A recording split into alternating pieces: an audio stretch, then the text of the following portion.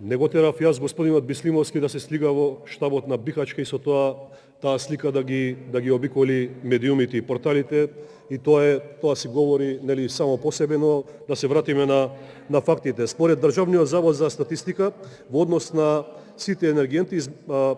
измерената енергетска зависност на државата во 2000 година била 39,9%,